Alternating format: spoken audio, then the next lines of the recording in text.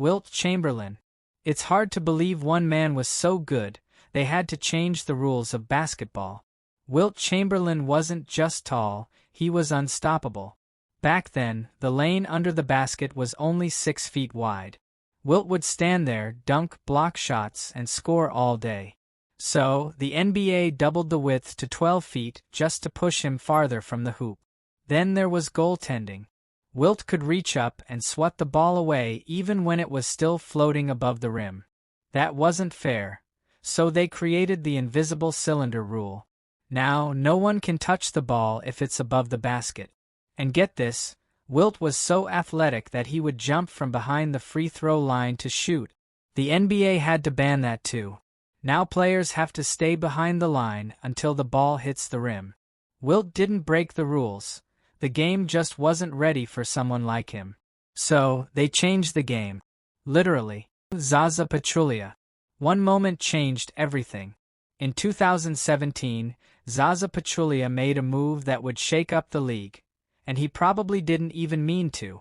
During a playoff game, he closed out on Kawhi Leonard, stepping under him just as Kawhi was landing. Kawhi twisted his ankle badly and couldn't continue. That one injury changed the whole series. It wasn't the first time something like this happened, but this time it was too big to ignore. The NBA responded fast. They created a new rule, now known as the Zaza rule. It says that if a defender steps into a shooter's landing space, even by accident, it can be called a flagrant foul. In simple words, if you're reckless and someone gets hurt, it matters. The league wanted to protect shooters and stop dirty, or even just careless, plays. Zaza didn't plan to become the face of a rule change. But that one step changed how defense is played forever. Shaquille O'Neal. You couldn't stop Shaq. So teams tried something else. Shaquille O'Neal was a beast. Big, powerful, and unstoppable near the rim. But there was one thing he struggled with: free throws. So, teams came up with a strategy. Just foul him over and over, even if he didn't have the ball. It became known as Hack-a-Shaq.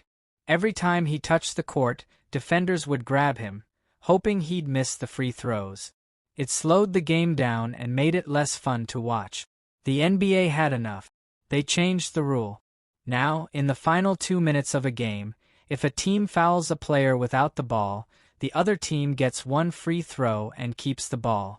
This stopped teams from abusing the Hack-a-Shaq method in crunch time. Shaq didn't just dominate on the court. He forced the league to evolve.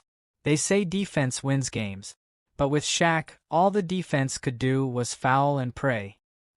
Allen Iverson. He never followed the rules. So the rules followed him. Allen Iverson was a game changer. His crossover was lightning fast. Defenders couldn't keep up. But some said he was carrying the ball, holding it too long. So, the NBA tightened up the rules and started calling it more often.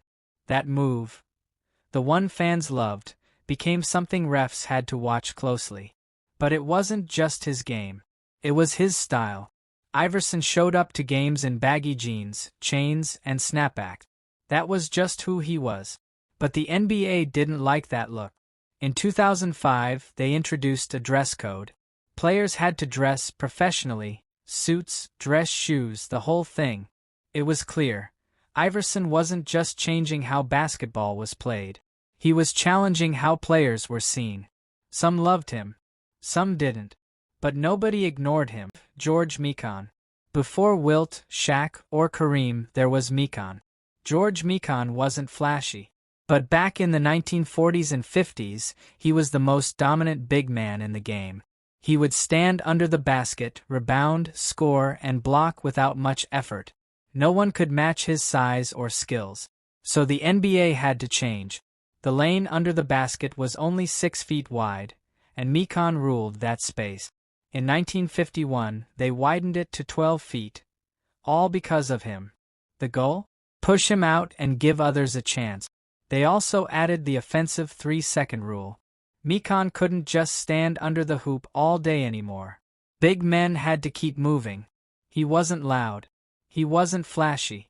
But George Mikan was the reason basketball evolved. Charles Barkley. He didn't just post up. He parked there. Charles Barkley had a move defenders hated. He'd dribble with his back to the basket and slowly back you down again, and again, and again. It wasn't flashy, but it worked. He'd push defenders deep into the paint and then score easily. But it was also slow. Painfully slow. So the NBA said, enough. They introduced the 5-second backdown rule. Now, if a player holds the ball with their back to the basket for more than 5 seconds without making a move, it's a turnover. No more camping in the post. Barkley didn't mean to slow down the game. He was just doing what worked best for him. But sometimes, one man's strategy becomes everyone else's problem. And that's when rules get rewritten. Kareem Abdul-Jabbar. He was so good at dunking they banned it. In college, Kareem Abdul-Jabbar, known then as Lewel Sindor, was a force. He dunked on everyone, every game. Coaches and fans started complaining. They said dunking was too easy and gave tall players like him an unfair edge. So in 1967, the NCAA banned dunking. That's right, no dunks allowed in college basketball for almost 10 years. But Kareem didn't let that stop him. Instead, he created something even more deadly, the skyhook. A soft, smooth shot that defenders couldn't block. It became his signature move in the NBA and helped make him the league's all-time leading scorer for decades.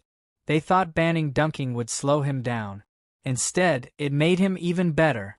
Sometimes the rules try to stop greatness, but true legends just find new ways to shine. James Harden. He turned drawing fouls into an art, until the NBA said stop. James Harden was a master at getting to the free throw line. But it wasn't always because he got fouled. He'd hook defenders' arms, stop suddenly, or kick his legs out when shooting, all to force refs into calling fouls. It worked. A lot. Too much, some would say. In 2021, the NBA had seen enough. They changed the rules to stop unnatural basketball movements. No more free throws for hooking, flopping, or kicking. If it didn't look like real basketball, it didn't count. Michael Jordan. Sometimes, even the greatest get rules made because of them. Michael Jordan was so good in isolation, teams just gave him space and let him go one-on-one. They'd clear out one side of the court and let MJ do his thing. He'd drive, spin, fade away, and defenders didn't stand a chance. It was exciting, but the NBA thought it was becoming too predictable. So in 1994, they made a rule: illegal offense. Teams couldn't just camp on one side anymore.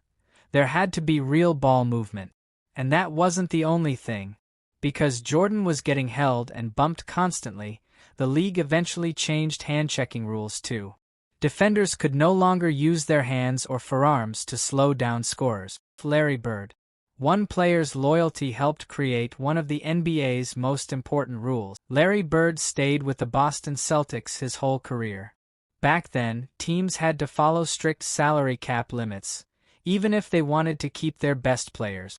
But when Bird's contract was up, the Celtics didn't want to lose him. So the NBA introduced what's now called bird rights. This rule lets teams go over the salary cap to re-sign their own players.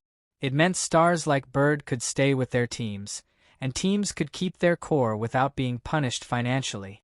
It changed how contracts worked. Kevin Durant. He found a clever way to draw fouls, until the refs caught on. Kevin Durant would drive or jab step, then suddenly rip his arms through a defender's. The contact looked like a shooting foul, and he'd get free throws. Every time. Defenders hated it. Fans were divided. Was it smart? Or was it cheap? The NBA made its decision. In 2011, the league ruled that Durant's rip-through move was now a non-shooting foul. No more free throws unless it was a real shooting motion.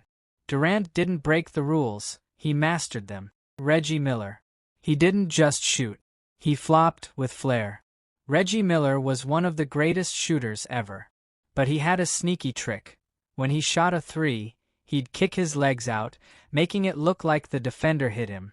And just like that, the whistle would blow. Foul, 3 free throws. It worked until it didn't. In 2012, the NBA decided enough was enough. If a shooter kicks their legs out unnaturally, it's now an offensive foul. Reggie didn't just change how players shoot, he changed how refs see the game. Rasheed Wallace. He holds a record, but not the kind you want. Rasheed Wallace was a beast on the court, but he was also one of the most emotional players ever. He argued. He shouted. He stared down refs like nobody else. And because of that, he earned more technical fouls than anyone in history. The NBA had to respond. Now, if a player gets 16 technical fouls in a season, they get suspended for one game. The rule was made to keep players in check. And yes, it's mostly because of Rasheed. He wasn't trying to be a rule changer. He just wore his heart on his sleeve. LaMarcus Aldridge. One moment in Portland made the whole league rethink what's fair. In 2012, LaMarcus Aldridge and the Trail Blazers were in a tight game. Then came the big play, a goaltending call that shouldn't have been. It cost them the win. The problem? The refs couldn't review it, even in the final moments. Fans were furious. So was the team. And the NBA listened. Now, thanks to that game, goaltending calls can be reviewed in the last 2 minutes of the fourth quarter or overtime. If it's game-changing, they make sure it's right. Aldridge didn't break a rule. He didn't even argue much. But that one call sparked a change that helps every team today. Because in a league where every second counts, mistakes like that just can't slide. Derrick Rose. Derrick Rose wasn't just a rising star, he was a rocket. In just his third season, he won NBA MVP, becoming the youngest player ever to do it. But he was still on his cheap rookie contract, earning way less than what he truly deserved. That didn't sit right with the NBA. So they made the Rose Rule, a contract rule just for young stars. Now, if a player wins MVP, makes All-NBA, or becomes Defensive Player of the Year early in their career, they can earn 30% of the salary cap instead of 25%. That means more money for greatness, sooner. Derrick's career would later be slowed by injuries, but the Rose Rule stands tall as proof that greatness should be rewarded.